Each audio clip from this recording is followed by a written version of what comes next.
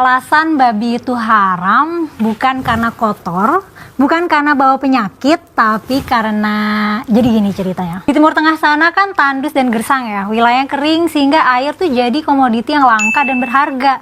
Nah, sebagai hewan ternak, babi itu mengkonsumsi air lebih banyak dari manusia.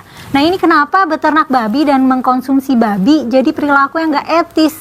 Udah tahu air langka, ini malah melihara babi, bikin manusia dan babi rebutan sumber daya air.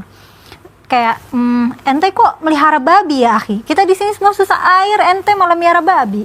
Kamu ini berdosa banget, gitulah. Kira-kira mungkin gitu ya. Dan this moral dikristalkan jadi ajaran agama gitu. Agama Yahudi, Islam, dan Nasrani pada waktu itu jadi punya produk hukum makan babi itu berdosa banget. Megangnya aja najis. Loh, kalau alasannya defisit air sama Indonesia jadi nggak relevan dong. Kita kan punya banyak air. Kita punya banyak wilayah perairan. Pakai sering banjir segala pula. Nah, apa karena hukum gak boleh makan babi ini sudah dibakukan di kitab suci, itu berarti hukumnya mesti berlaku selamanya bagaimanapun konteksnya dan dimanapun kita berada. Aku mau ngajakin teman-teman untuk memikirkan ulang tentang nilai-nilai sosial, norma, budaya, agama, dan kepercayaan yang mungkin kita biasanya disuruh terima-terima aja. Nah, di sini kita pertanyakan ulang. Di episode kali ini aku mau bahas suatu hewan anti label halal nih. Karena kalau ada suatu makanan yang ada kandungan hewan ini sedikit aja, sedikit apapun, pasti nggak akan tembus dapat label halal. Saking haramnya ini hewan, kalau kita kesel tuh kita nyebut tuh nama hewan itu, babi gitu. Nggak boleh ngomong kasar ya.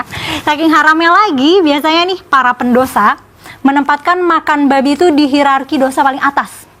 Minum alkohol? Iya. Berzina? Iya. Babi? Oh enggak, babi haram. Nah, di Quran dan di riwayat Nabi, nggak ada penjelasan yang eksplisit dan rasional tentang kenapa babi itu haram. Ya pokoknya haram weh. Nah, di kitab-kitab fikih juga nggak dijelasin kenapa. Ya pokoknya di teksnya haram mutlak, ya udah hukumnya haram, nggak ada lagi ruang perdebatan. Teksnya itu ada di Al-Baqarah ayat 103. Bunyinya, innama harrama alaikumul maitata waddama wa lahmal khinzir wa ma uhilla bihi li ghairillah. Artinya sesungguhnya haram buat kamu makan bangkai, darah, daging babi, dan daging ternak yang disembelih selain dengan nama Allah. Nah, di ayat ini kata daging babi disejajarin nih sama bangkai dan darah. Iya, kayak separah itu. Di Quran ada 4 ayat yang mengharamkan babi yang kurang lebih maknanya kayak yang tadi ya. Terus biasanya di akhir ayatnya tuh dikasih disclaimer kalau darurat nggak apa-apa makan babi. Dalam Islam, babi selain haram dimakan, babi juga najis untuk disentuh. Artinya kalau kesentuh harus cuci tangan. Cuci tangannya harus 7 kali plus pakai sabun karena babi masuk kategori najis berat. Klasifikasi najis nih ada 3 dan babi masuk ke kategori najis berat. Yang 2 lainnya tuh sedang dan ringan. Yang masuk kategori najis berat itu anjing sama babi. Padahal darah, nanah, kotoran hewan dan manusia itu masuk ke kategori najis sedang. Loh, kok bisa ya anjing dan babi najisnya spesial gitu. Nah, kayaknya mengenai najisnya babi akan kubahas kapan-kapan ya. Sekalian kalau nanti aku bahas anjing.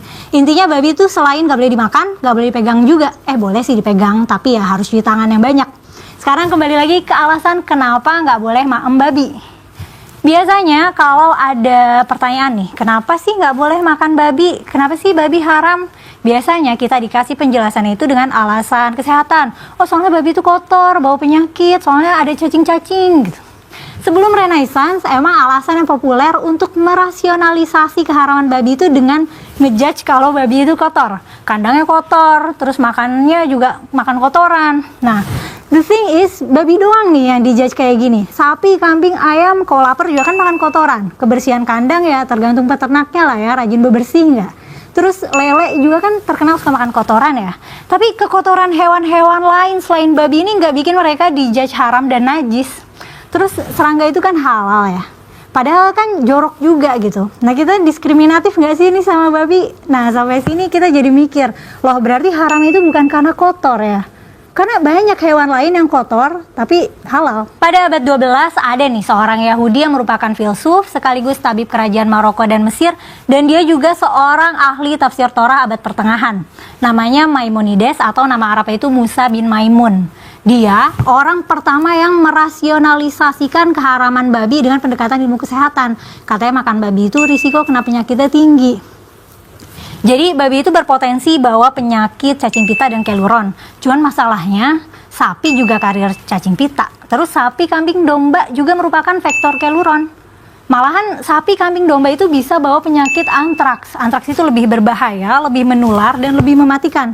Sementara babi nggak bawa antraks. Nah, kalau gitu risiko penyakit yang dibawa babi jadi nggak lebih bahaya dari yang dibawa sapi, kambing, domba dong.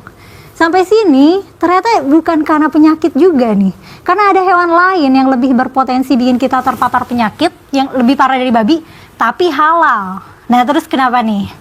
Jadi dulu tahun 7000 sampai 2000-an sebelum Masehi, beternak babi itu pernah populer banget di tanah Palestina. Praktik peternakan babi ini berdampak panjangnya itu jadi ngabis-ngabisin lahan buat beternak, ngabis-ngabisin lahan pertanian buat pakan babi, sama ngabisin suplai air. Nah, kondisi kayak gini bikin babi jadi langka karena perawatannya mahal. Jadi dulu babi tuh jadi makanan mewah dan mahal gitu karena ngerawatnya ribet. Udah gitu juga jadi rebutan resource nih sama manusia. Lama-lama makan babi mulai jadi tabu nih. Praktik peternakannya dinilai nggak etis dalam konteks lingkungan setempat, tapi demand-nya masih ada. Mungkin kalau mau dianalogin konteks sekarang nih, nggak etisnya tuh kayak gimana, mungkin kayak mengkonsumsi sup sirip hiu atau telur penyu kali ya. Udah tahu nggak baik buat lingkungan, tapi demand-nya masih ada. Nah, nggak etisnya ini dikristalin aja deh. Jadi praktik agama besar di sana saat itu ya Yahudi duluan ya, yang lebih tua agamanya, terus diikuti Nasrani dan Islam. Nah, mereka melestarikan budaya haram makan babi lewat ya diharamin aja gitu, lewat hukum agama.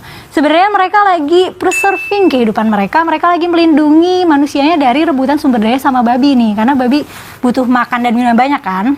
Nah, cuman generasi-generasi selanjutnya di ratusan dan ribuan tahun kemudian, termasuk kita, udah nggak aware lagi sama alasan aslinya kenapa babi haram. Taunya ya di kitab suci dibilang begitu, dan kalau beriman ya udah tinggal taat aja sama kitab suci.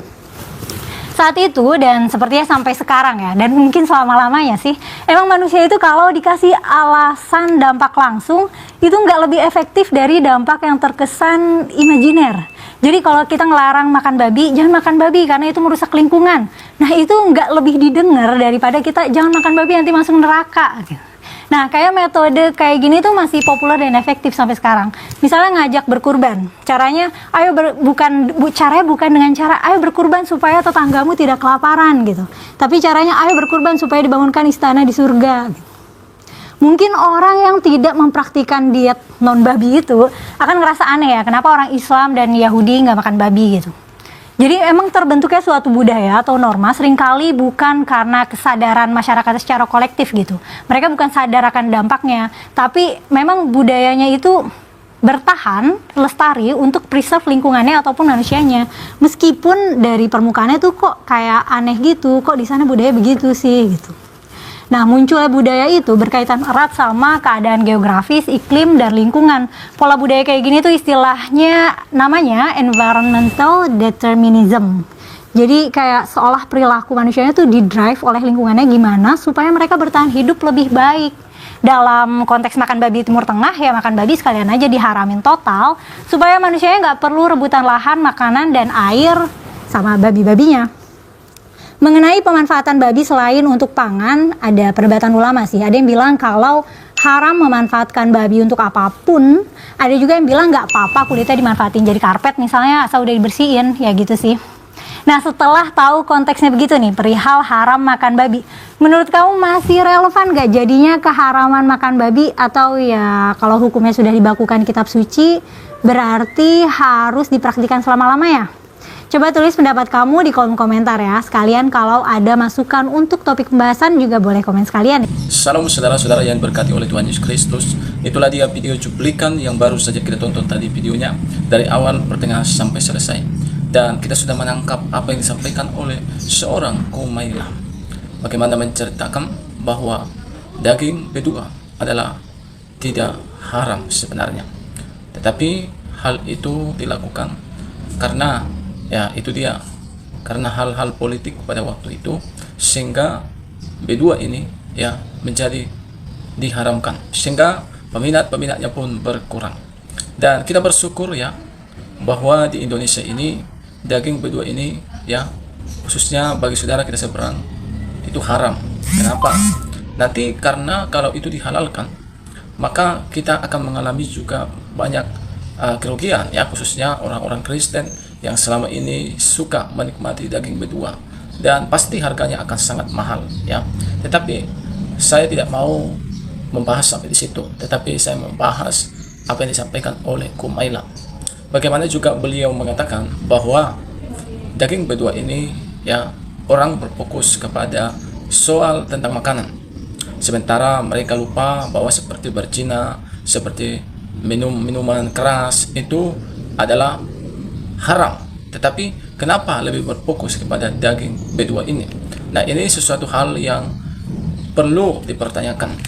Dan bahkan saudara-saudara, sekarang ini juga hal yang sama terjadi di negara Kesatuan Republik Indonesia, ya, berfokus kepada makanan. Bahkan baru-baru ini ada seorang sekelas menteri mengatakan, yaitu Babe Haikel, bahwa semua makanan yang ada di Indonesia harus memiliki sertifikat halal, katanya, ya. Nah, apakah daging betua ini akan diberikan sertifikat halal? Ya, tentunya tidak, karena ini adalah makanan yang haram, khususnya menurut mereka, ya, saudara-saudara. Nah, yang mau saya katakan adalah bahwa begitulah luar biasanya di negara ini. Padahal ada yang lebih haram, lebih najis dari itu, yaitu seperti korupsi. Ini saya katakan lebih kejam, lebih haram, ya, seperti berzina, seperti melakukan sesuatu hal yang jahat, merampok uang masyarakat. Nah, ini adalah yang paling haram. Inilah sesuatu yang paling najis. Makanya waktu itu lebih dari 2000 tahun yang lalu, ketika Yesus ada di dunia ini, dia berkata, ya, bahwa yang haram, yang najis itu bukan sesuatu apa yang masuk ke dalam mulut, katanya. Karena apa yang masuk ke dalam mulut itu akan turun ke dalam perut, dan setelah itu maka akan dibuang ke dalam jamban. Tetapi yang haram, yang najis ini, yang pernyataan Tuhan Yesus, ya, adalah apa yang keluar dari mulut. Ya, contohnya kata-kata kotor, kata-kata menipu, kata-kata mengutuki, kata-kata dusta, bahkan sumpah serapah, dan lain-lain sebagainya. Inilah yang menajiskan orang. Inilah yang menajiskan setiap orang. Yang mengatakan ini bukan saya, yang mengatakan ini adalah Tuhan Yesus. Mungkin bagi orang lain mereka beranggapan dia adalah nabi, tetapi tetap juga adalah perintah daripada Tuhan. Nah, teman-teman, kenapa saya membagikan video ini? Ya, supaya kita menjadi umat yang cerdas. Ya, kita harus tahu bahwa kerajaan surga bukan bercerita tentang makanan, tetapi bercerita tentang kebenaran, damai sejahtera. Nah, kebenaran inilah yang perlu kita terapkan lewat perkataan kita, lewat perbuatan kita. Inilah sesuatu yang dikenal Tuhan. Tuhan lebih melihat kepada kebenaran yang kita lakukan daripada melihat tentang soal apa yang kita makan. Karena apa yang dimakan seseorang, seperti yang saya katakan tadi, itu akan diproses masuk ke dalam perut, dibuang ke dalam jamban. Tetapi apa yang keluar dari mulut itu berasal dari pikiran. Dan itulah yang akan menajiskan orang, dan itulah yang mengotori diri manusia itu sendiri. Nah, teman-teman, kiranya video ini boleh memberkati dan juga mencerdaskan kita. Tuhan memberkati kita. Salam.